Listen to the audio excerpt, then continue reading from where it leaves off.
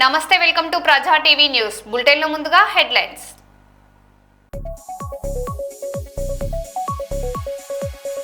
సిరిసిల్ల జిల్లా ఎస్పీ మీద మండిపడ్డ బండి సంజయ్. నేను వస్తే ఎస్పీ ఎందుకు రాలేదు? నేను కార్యకర్తను అనుకుంటున్నాడా?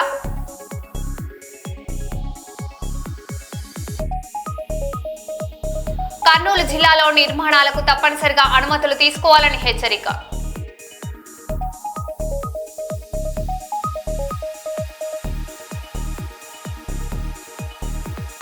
లంచం తీసుకుంటూ ఏసీబీకి చిక్కిన నర్సింహులపేట ఎంపీడీఓ, ఎంపీఓ. టపాకాయలు కాల్చి సంబరాలు చేసుకున్న స్థానికులు.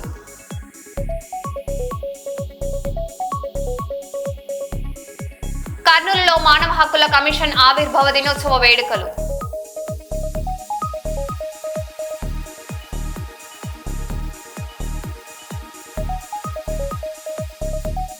నిమ్స్ ఆసుపత్రిలో చికిత్స పొందుతున్న ఖమ్మం ఘటన బాధితురాలిని పరామర్శించిన కల్వకుంట్ల కవిత.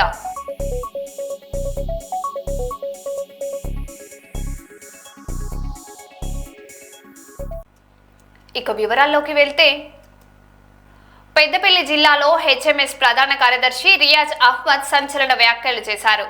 కార్మికుల సమస్యలపై హెచ్ఎంఎస్ కవిత బాయిబాట కార్యక్రమానికి పిలుపు ఇవ్వగానే బీఆర్ఎస్ నేతలు స్పందిస్తున్నారని విమర్శించారు. సింగరేణి సంస్థను బీఆర్ఎస్ పాలనలోనే దెబ్బతీశారని, డిపెండెంట్ ఉద్యోగుల స్థానంలో కారుణ్య నియామకాల పేరుతో కార్మికులకు అన్యాయం జరుగుతుందని ఆరోపించారు.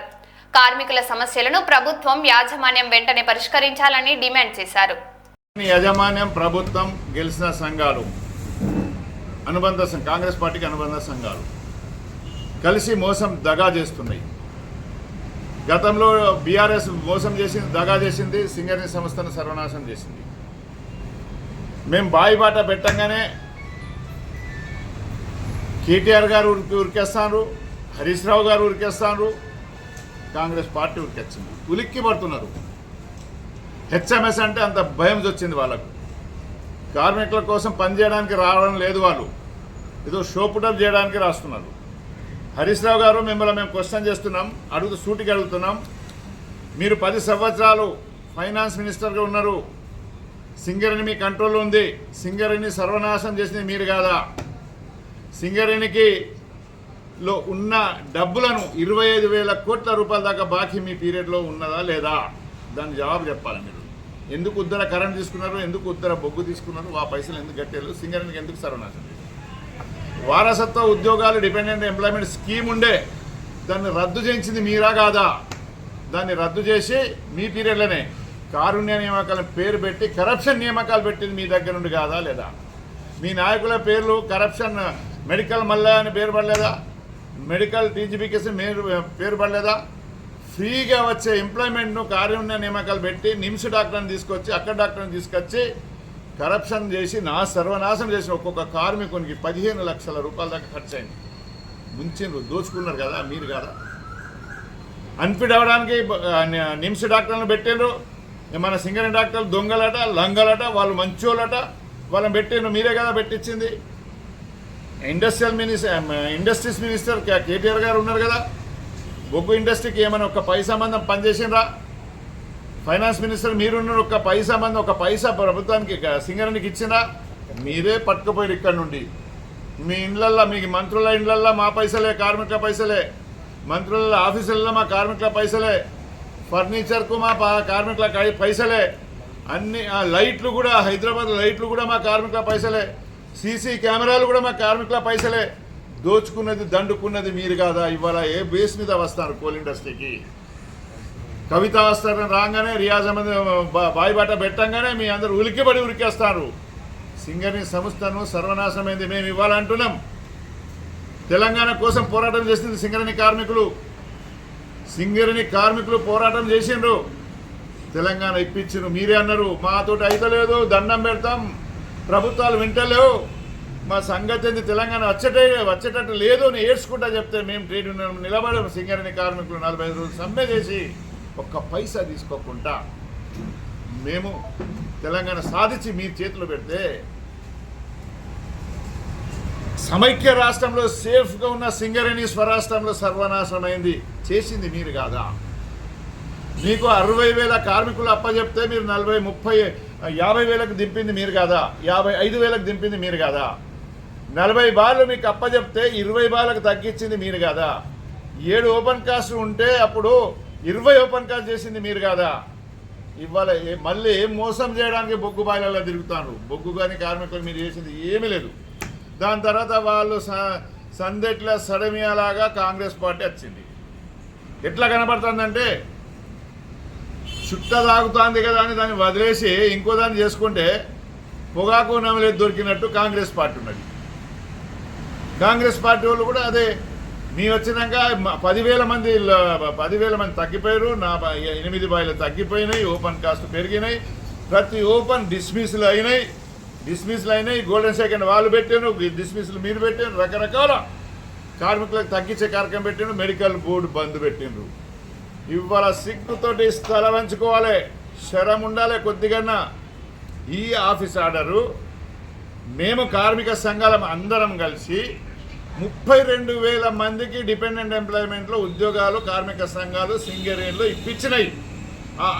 ఆ పత్రాలు మేము లీడర్లు ఉండి మేము ఇస్తామని చెప్పలే, మ్యాన్వే క్లర్క్ తోటి ఇప్పించినాం. జిఎంఆర్ కార్మికుల పట్ల సేఫ్టీ విషయంలో నెగ్లెక్ట్ చేస్తూ ఉన్నది. కార్మికులకు షూస్ కూడా ఇవ్వనటువంటి పరిస్థితి. ఇలా సేఫ్టీ ఆఫీసర్ల దగ్గరికి, మేనేజర్ దగ్గరికి పోయి మా షూస్ చినిగిపోయినాయి లేవు, కావాలంటే వాళ్ళు తిప్పడే తప్ప షూస్ ఇవ్వనటువంటి పరిస్థితి. అలాగే గుర్తింపు సంఘము కార్మికుల సమస్యల పట్ల సేఫ్టీ విషయంలో పట్టించుకోవడం లేదు. మొన్న ఏఐటీసీ నాయకత్వము ధర్నాలు చేస్తూ మేము సింగరేణిలో స్ట్రైక్ చేస్తాము, సింగరేణి మేనేజ్మెంటు మా మాట వినడం లేదు అని చెప్పుకుంటూ తప్పించుకొని తిరుగుతాం తప్ప స్ట్రైక్ చేసిన సందర్భాలు లేవు. ఇవాళ అంటూ ఉన్నారు అన్ని సంఘాలను కలుపుకొని, వాళ్ళేమో స్వతహాగా స్ట్రైక్ నోటీస్ ఇచ్చిండ్రు, మళ్ళీ స్ట్రైకులు ఏమో అవసరం అనుకుంటే మేము అన్ని సంఘాలను కలుపుకొని స్ట్రైక్ చేస్తామని అంటూ ఉన్నారు.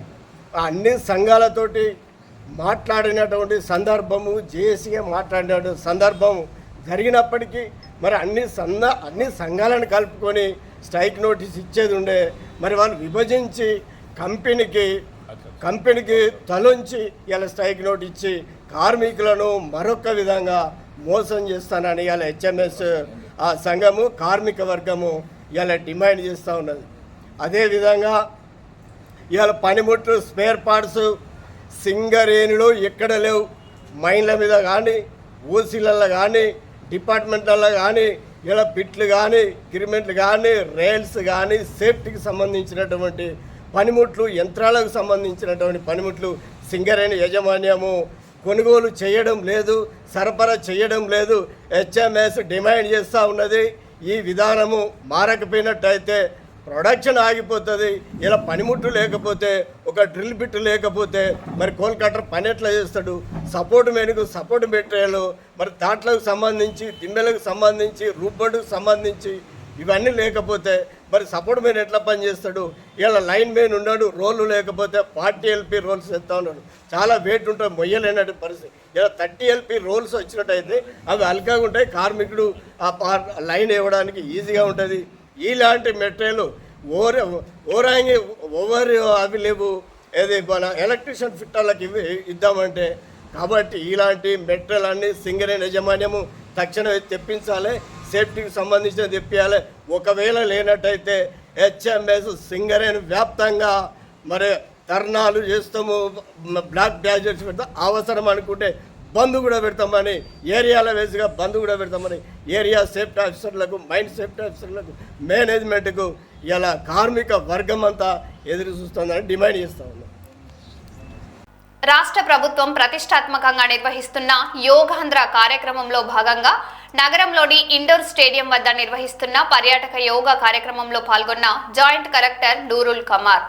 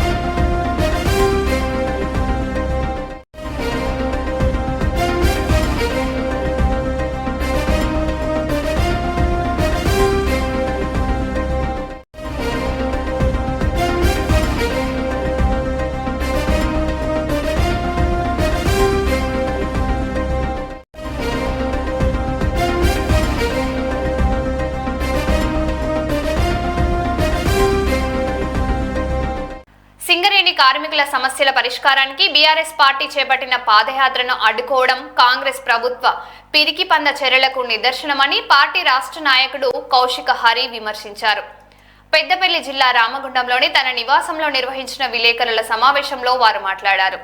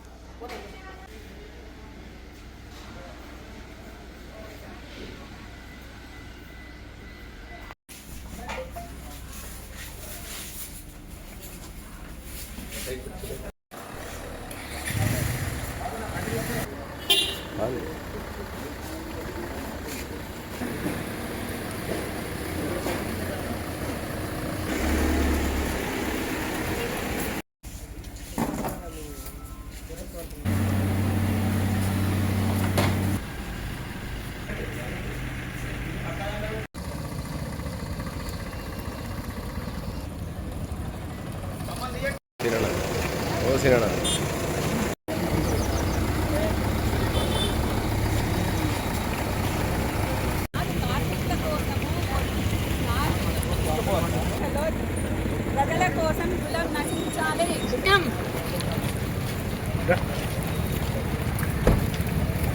ధర్నా చేస్తుంటే మీరు ఇది ఈ విధంగా చేయడము అన్యాయము. ఇంత కాంగ్రెస్ ప్రభుత్వము ఇంత భయపడతా ఉంది పంద చర్య. శ్రామిక ప్రాంతంలో రామగుండం కాన్స్టిట్యున్సీలో ఏదైతే ప్రజలకు ఉన్నటువంటి స్వేచ్ఛ ఉంటుందో, స్వతంత్రం ఉంటుందో, హక్కులు ఉంటాయో అవన్నీ కూడా ఇక్కడ నిర్వీర్యం అవుతూ ఉన్నాయి. ఇవాళ ఏ కార్యక్రమం చేసి ప్రజల పక్షాన మాట్లాడాలన్నా కానీ అరెస్టులు కొనసాగుతూ ఉన్నాయి. దీంట్లో భాగంగా ఏదైతే చాలా ఏళ్ళుగా కాంగ్రెస్ ప్రభుత్వం వచ్చినాక గతంలో బీఆర్ఎస్ హయాంలో ఇచ్చినటువంటి మెడికల్ బోర్డు ద్వారా వారసత్వ ఉద్యోగాలు సింగరేణి కార్మికులకు ఇచ్చే పద్ధతి ఉండే. ప్రతి నెలలో 2 సార్లు మెడికల్ బోర్డు కూర్చొని అందరిని అన్ఫిట్ చేసి వాళ్ళ పిల్లలకు ఉద్యోగ అవకాశాలు గౌరవ మాజీ ముఖ్యమంత్రి కేసీఆర్ గారు కల్పించారు. అట్లాంటి పరంపరను కాంగ్రెస్ పార్టీ వచ్చిన తర్వాత తుంగలో దొక్కి కార్మికులకు ఇచ్చినటువంటి హామీలన్నీ కూడా మోసం చేసుకుంటూ పిల్లలకు వారసత్వం ఉద్యోగాలు ఇవ్వకుండా మెడికల్ బోర్డు కూర్చోకుండా చేస్తూ ఉంది. దీన్ని గౌరవ పెద్దలు కేటీ రామారావు గారు, హరీష్ రావు గారు విస్తృతంగా తిరిగి దీన్ని ఖండిస్తూ ఉంటే ఇవాళ మేము బీఆర్ఎస్ పార్టీ రామగుండం ఆధ్వర్యంలో విఠల్ నగర్ నుంచి జేఎం ఆఫీస్ వరకు పాదయాత్ర పెడితే పొద్దున మిగతా మామూలుగా ధర్నా చేసుకోమని చెప్పారు. కానీ మళ్ళీ ఇవాళ అందరినీ కూడా రాత్రిపూట ఏకాఏకగా చాలామందిని హౌస్ అరెస్ట్ చేస్తూ పోలీసు పవర్ను చూపెడుతున్నటువంటి కాంగ్రెస్ ప్రభుత్వం ఇంత పిరికి పందగా ఎందుకు ఇక్కడ ఉన్నటువంటి కాంగ్రెస్ నాయకులు కావచ్చు, కాంగ్రెస్ ప్రభుత్వంలో ఉన్న పెద్దలు ఒక ధర్నా చేస్తే కార్మికుల కోసం ధర్నా చేసే స్వేచ్ఛ లేకుండా చేస్తారు? మీకు ఇంత భయం ఎందుకు అవుతుంది? మీరు తప్పులు చేస్తున్నారు కాబట్టే భయం అవుతుంది. తప్పు చేసిన వానికే ఎప్పటికైనా భయం అవుతూ ఉంటుంది. కాబట్టి ఈ పెద్ద పాదయాత్రను ప్రజల పక్షాన, కార్మికుల పక్షాన మాట్లాడుతూ ఉంటే మీరు ఖండించే విధంగా ఈ విధంగా మమ్మల్ని ఇబ్బంది పెట్టడం ఇది పూర్తిగా ఖండించదగ్గ విషయం. ఇక్కడ ఉన్నటువంటి ప్రజాస్వామ్యవాదులు మిగతా పార్టీలంతా కూడా ఇది గమనించాల్సిన అవసరం ఉన్నది. ఎన్నడీ లేని విధంగా పోలీసులందరూ ఇంటి చుట్టూ పెట్టుకొని దొంగలాగా మఫ్టీల అధికార దుర్వినియోగం చేస్తూ ఉన్నారు. ఒకవైపు సింగరేణి అధికారుల మీద అధికార దుర్వినియోగం చేసుకుంటూ, ఇటు పోలీసు అధికారుల దుర్వినియోగం చేసుకుంటూ ఇక్కడ ఇబ్బంది పెట్టే పని చేస్తూ ఉన్నారు. దీన్ని మేము పూర్తిగా ఖండిస్తున్నాం. ఖచ్చితంగా 11:30కు జేఎం ఆఫీస్ కాడ ప్రజల పక్షాన ప్రజలందరి సహకారంతో అక్కడ ధర్నా జరుగుతుంది, విజయవంతమవుతుంది. మమ్మల్ని పోనిచ్చినా పోనీయకపోయినా కూడా ధర్నా అనేది ఎట్టి పరిస్థితుల్లో జరుగుతుంది. ఇవాళ నువ్వు హౌస్ అరెస్ట్ చేస్తావు కావచ్చు, రేపు మేము కూడా నువ్వు మెరుపు అరెస్ట్ చేస్తే మేము కూడా మెరుపు ధర్నాలు కూడా చేయొచ్చు. ఇవాళ ఒక్క శనివారంతో అయిపోదు, ఇంకా శనివారాలు వస్తాయి, సోమవారం వస్తుంది, మంగళవారం వస్తుంది. ధర్నాలకు, మీ ముట్టడిలకు, మీ క్యాంప్ ఆఫీసుల ముట్టడిలకు కూడా మీరు సిద్ధంగా ఉండాలని చెప్పి, దీనికంతటి కూడా ఏదైతే నష్టం జరుగుతున్నాయో, ప్రభుత్వం ఇచ్చినటువంటి హామీలకు నష్టం జరుగుతుందో అది ఇక్కడ ఉన్నటువంటి ఎమ్మెల్యే మక్కాన్ సింగ్, అదేవిధంగా ఈ ప్రాంతంలో ఉన్నటువంటి మంత్రులు అందరూ కూడా శ్రీధర్ బాబు కావచ్చు, వివేక్ గారు కూడా కావచ్చు, వీళ్ళు బాధ్యత వహించాలి. ఇక్కడ కార్మికులకు న్యాయం చేయాలని మేము డిమాండ్ చేస్తూ ఉన్నాం. రేపటి నుంచి ఇది ఒకటే సమస్య కాదు, ఇవాళ కాంట్రాక్ట్ లేబర్ల సమస్య ఉన్నది. ఏదైతే సింగరేణి కాంట్రాక్ట్ లేబర్ కావచ్చు, ఎన్టీపీసీ కాంట్రాక్ట్ లేబర్ కావచ్చు, అదేవిధంగా ఆర్ఎఫ్సీఎల్ కావచ్చు, ఓబీలో చేస్తున్నట్టు వర్కర్ కావచ్చు, నిరంతరము వాళ్ళందరూ కూడా శ్రమ దోపిడీకి గురవుతూ ఉన్నారు. ఏదైతే మన బ్రిటిష్ సామ్రాజ్యంలో నడిచిన విధంగా వర్కర్లకు హక్కులు లేకుండా పోయి దోపిడీ చేస్తూ ఉన్నారని, దీన్ని ఎప్పటికైనా మీ అందరికి కూడా ఏదైతే కలకత్తాలో జరుగుతుందో ప్రభుత్వం పోయినాక ఏ విధంగా అప్పటి ప్రజాప్రతినిధుల మీద దాడి జరుగుతుందో అది తప్పకుండా మీ మీద కూడా జరుగుతుంది. అట్లాంటి పరిస్థితి తీసుకొచ్చుకోవద్దని చెప్తా ఉన్నా. మంత్రి శ్రీధర్ బాబుపై విమర్శలు చేసిన బీఆర్ఎస్ కార్యకర్తల ప్రెస్ మీట్ ను ఖండిస్తూ మంథనిలో మంత్రి శ్రీధర్ బాబు క్యాంపు కార్యాలయంలో కాంగ్రెస్ పార్టీ ఆధ్వర్యంలో ప్రెస్ మీట్ నిర్వహించి మాట్లాడారు. ఈ కార్యక్రమంలో కాంగ్రెస్ పార్టీ జిల్లా కార్యదర్శి ఆయిలి శ్రీనివాస్, జిల్లా ప్రధాన కార్యదర్శి జనగాం నరసింగరావు, ఎస్సీసెల్ మంథని మండల అధ్యక్షుడు మంథని రాకేష్, ఎస్సీసెల్ మంథని డివిజన్ ఉపాధ్యక్షులు మంథని సమ్మయ్య, మాజీ సర్పంచ్లు Chandru, Rayamallu, Manthani Karnakrishna, Congress party BC cell జిల్లా ప్రధాన కార్యదర్శి కోటుకారి కిషన్ జీ తదితరులు పాల్గొన్నారు. అదేవిధంగా ఈరోజు ఇందులో పాల్పంచుకున్నటువంటి కాంగ్రెస్ పార్టీ కుటుంబ సభ్యులందరికీ కూడా నమస్కారాలు తెలియజేస్తూ, మరి 2-3 రోజుల నుంచి మనం చూస్తూ ఉన్నాం మీడియాలో. అయితే ఈ సమస్య ఎక్కడ ఏర్పడ్డది అనేది అర్థం చేసుకోవాల్సిన అవసరం ఉండేది. నిన్న మాట్లాడిన మిత్రులందరూ అయితే మొట్టమొదటిసారి ఎవరు మాట్లాడారు, ఎందుకు మాట్లాడాల్సి వచ్చింది, అసలు సమస్య ఎక్కడ ఉంది అది తెలుసుకోకుండానే మరి నోటికి వచ్చినట్టు మాట్లాడితే, ఒకటి మాట్లాడితే 100 మాట్లాడతారు అనేది చెప్పడానికి మాత్రమే మళ్ళా తెల్లారి మేము పెట్టాల్సి వచ్చింది. అది మీరు అర్థం చేసుకోవాలి. ఎందుకంటే ఒక్కసారి కాదు, 2 సార్లు కాదు, 5 సార్లు కూడా శాసనసభకు పంపించినటువంటి ఈ నియోజకవర్గం నుంచి పంపించినటువంటి వ్యక్తి, గొప్ప నాయకుడిని, విద్యావంతులని, ఎంతో గొప్ప చదువుకున్నటువంటి వ్యక్తిని, ఆ స్థాయిలో రాష్ట్ర స్థాయిలో నాయకత్వం వహించినటువంటి వ్యక్తిని నోటికి వచ్చినట్టు మాట్లాడితే మరి ఇక్కడ కింది స్థాయి నాయకులు ఎవరు కూడా ఊరుకోరు. తప్పకుండా సరైన జవాబు చెప్తామని చెప్పడానికే పెట్టాల్సినటువంటి సందర్భంలో మేము మాట్లాడాల్సి వచ్చింది తప్ప ఇంకొకటి కాదు. ఎప్పుడు కూడా నాయకత్వాన్ని కించపరిచే విధంగా విలువలతో కూడిన రాజకీయం చేయాలి తప్ప మరి వ్యక్తిగత విమర్శలకు పోవద్దని పదే చెప్పినాం. ఆయన ప్రతిపక్షంలో ఉన్నటువంటి నాయకుడు ప్రతిపక్షంగా సలహాలు సూచనలు ఇవ్వాలి. ఆయన మిగిలిపోయిన పనులు ఏమైనా ఉంటే ఇది కాదు ఇది చేయమని చెప్తే దానికి 100% 1000 కోట్ల రూపాయలు తీసుకొచ్చి ఇక్కడ అభివృద్ధి చేస్తున్నటువంటి నాయకుడు. ఆ నాయకుడికి సలహాలు ఇవ్వాల్సింది పోయి మరి నోటికి వచ్చినట్టు ఏది పడితే అది మాట్లాడుతుంటే ఇక్కడ చూసుకుంటే ఎవరు ఉండరు. తప్పకుండా ఇదైతే సరైన పద్ధతి కాదు. మీరు చెప్పాల్సిన అవసరం ఉండే, అన్న అంత పెద్ద నాయకులు పట్టుకొని మరి మీరు నోటికి వచ్చినట్టు మాట్లాడితే తప్పైతే అన్నట్లు మాట్లాడదని చెప్పి మీరు చెప్పాల్సిన అవసరం ఉండే. అసలు మీరు ఇప్పటి వరకు అక్కడ జరిగిన సంఘటన ఏంది, ఆ సంఘటన దానికి మీరు సానుభూతి తెలియజేసిందా, అసలు అక్కడికి పోయినా అక్కడికి కదా మీరు పోవాల్సింది. మీడియాలో వచ్చినటువంటి కథనానికి ఆయన ఆత్మహత్య చేసుకుంటే ఆ ఆత్మహత్య ఎందుకు చేసుకోవాల్సి వచ్చింది, సరైన న్యాయం జరుగుతుంది జరిపిస్తామని చెప్పాల్సిన అవసరం ఉంది. అది కాకుండా నువ్వు అక్కడే మీటింగ్ పెట్టి గాయ చేస్తే ఆ గాయ కేవలం దేనికోసం అనేది ప్రజలందరూ గమనిస్తూ ఉన్నారు.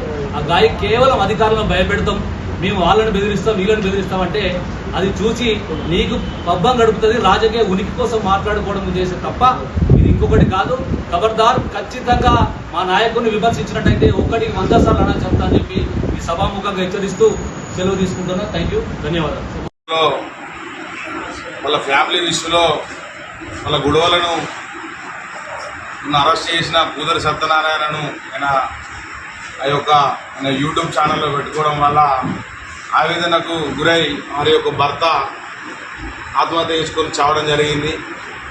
దాని యొక్క వీడియోలను బయట పెడితే ఆయన మనస్తాపానికి గురై చనిపోతే దాన్ని ఎంక్వైరీ చేయడానికి రామగిరి ఏసఐ గారు వెళ్ళిన తరుణంలో వారికి ఇంటిమేషన్ ఇచ్చారు. మరి ఆయన పేరు ఇందులో ఉంది, మెన్షన్ చేసి ఉంది, ఒకసారి ఎంక్వైరీ చేయండి అని చెప్పేసి ఆయన డ్యూటీ పరంగా ఆయన వెళితే ఆయన కూడా తిట్టడం జరిగింది. ఈ యొక్క పోలీస్ వ్యవస్థ ఏదైతే ఉందో నీ మీద ఏదైతే విమర్శలు అయితే వచ్చినాయో దాని మీద ఎంక్వైరీ చేయడం వారి యొక్క బాధ్యత. ఆ బాధ్యతను వాళ్ళు నెరవేర్చుకున్నారు. దానికి సిపి ఆఫీస్ ముందు మీ యొక్క నాయకుడు ఒక అవగాహన లేకుండా ఒక గూండా లెక్క ఇలాగైతే ఉన్నానో మీరు కూడా ఇలాగనే ఉండి వాడిని వీడిని గుడ్డెల్లో పెట్టి చూడండి అనే ఒక సంకల్పాన్ని ఈ యొక్క కార్యకర్తల పైన చిమ్మడం జరిగి వారి జీవితాలు వారు నాశనం చేసుకోబోతూ ఉన్నారు. కొంతమంది జీవితాలు నాశనమైనవి.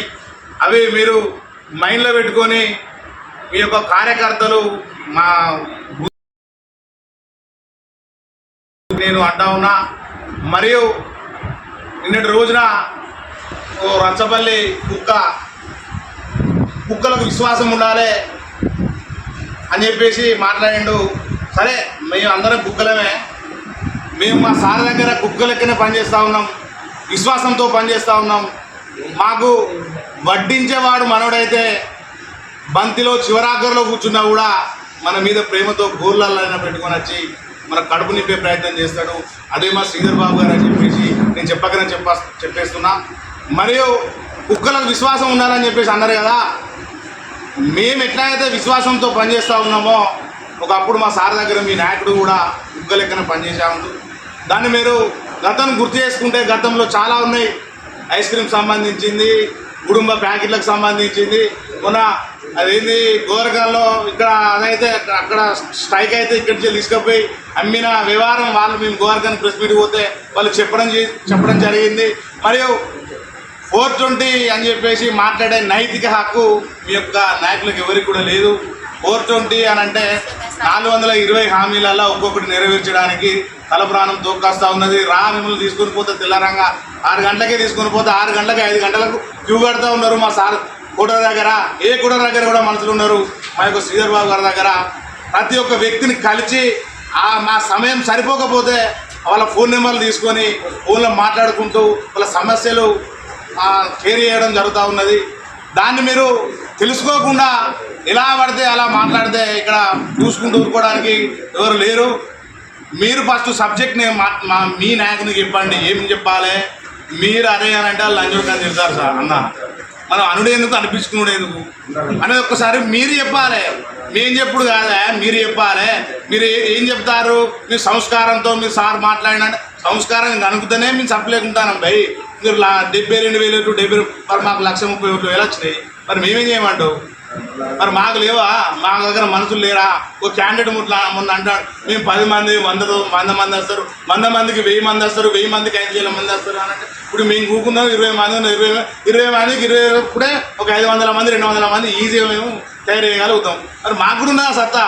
మీరు చరిత్రలోకి పోతే మీకు ఎఫెక్టే మాకు ఎఫెక్ట్, అది కూడా గుర్తుపెట్టుకోవాలి. మళ్ళీ ఒక మాట అన్నాడు, ప్రతి కుక్కకు మేము ఇంజక్షన్ చేసి తయారు చేసి పెట్టినామని అంటే ఏది అధికారం అంతా మళ్ళీ కథలను కొంచెం చంపేస్తారా? మీ బతుకులు ఇంతేనా? చంపుకోవడాలేనా?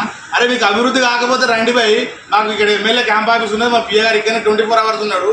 మీకు అయినా కాకపోతే మాకు ఇక్కడ ఫండ్ సరిపోకపోతుంది అని అంటే ఈయనకి చెప్పండి. మా సార్కి చెప్పే ఇంట్రెస్ట్ మీకు లేకపోతే, అడిగి మీకు ముఖం చెల్లకపోతే, భయం అయితే ఏమన్నా అయితే ఇట్లా మేము ఎవరైనా చేయడానికి రండి. మేము ఇచ్చినాం కదా మా సార్తో పాటు. మీ మంత్రులు కొప్పులు ఈశ్వర్ వచ్చినా కూడా, హరీష్ రావు వచ్చినా కూడా, అప్పుడున్న ఈటల రాజేందర్ వచ్చినా కూడా మేము ప్రతి ఒక్క ఎవరైనా ఇచ్చినాం. ఎందుకు ఇచ్చినాం? మంత్రి అభివృద్ధి చేయండి, వాళ్ళు ఎమ్మెల్యే ఉన్నా కూడా వాళ్ళకే చేయండి, మా అభివృద్ధి డెవలప్ చేయండి అని చెప్పేసి మాట్లాడిన చరిత్ర మా కాంగ్రెస్ పార్టీ చరిత్ర. అది ఒకటి గుర్తుపెట్టుకొని మాట్లాడాలి. ఇల్లున్నోళ్ళే అల్లున్నారు, అల్లున్నోళ్ళే ఇల్లున్నారు అని అంటారు. ఓకే, ఇక్కడి నుంచి ఇంటిమేషన్ లెవెల్ ఇస్తారనేది సార్ దగ్గర అప్డేట్ ఉన్నది. రాజ్యాంగం మరి ఒకటి కొత్తగా స్పెషల్గా ఈయనకి ఇచ్చిండా? రాజ్యాంగం అందరు చదువుతున్నారు, అందరి చేతులలో ఉంటున్నది, అందరు చదివారు, దాదాపు కొంతమంది చదివారు. మరి దాంట్లో అయితే మరి బాబాసాహెబ్ అంబేద్కర్ గారు మరి ఒకరిని తిట్టుమని ఒకరిని కించపరచమని మరి రాయలేదు. అభివృద్ధి గురించి అందరు ఒకటి కావాలి, అభివృద్ధి కావాలనే కాన్సెప్టే రాసి తప్పితే ఒకరిని తిట్టి ఒక నీకేదో శ్రీధర్ బాబుని తిడితే, శ్రీధర్ బాబుని తిడితే నీకు ఇమేజ్ జరుగుతుంది అంటున్నావు కుటుంబం గారు. అది కళలో మాట, అది నీకు ఇమేజ్ జరుగుతలేదు. అనవసరాన్ని ఎందుకు నువ్వు బాధపడి అందరిని ఇబ్బంది ఎందుకు పెడతావు? నువ్వు నోటికి వచ్చినట్టు మాట్లాడితే నీకు రాజ్యాంగంలో అట్లా రాసి ఉన్నదా? రాజ్యాంగంలో రాయబడి ఉన్నదా? నువ్వు శ్రీధర్ బాబు మరో బులెటిన్లో మళ్ళీ కలుద్దాం. Stay tune.